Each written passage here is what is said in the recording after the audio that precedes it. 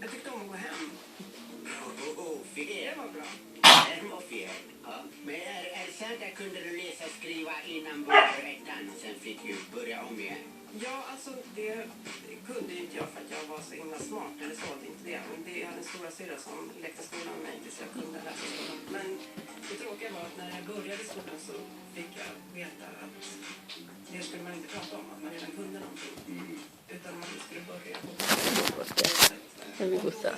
första dagen. Det här var så tråkigt. Och det gjorde så att hela min skoltid var så tråkigt.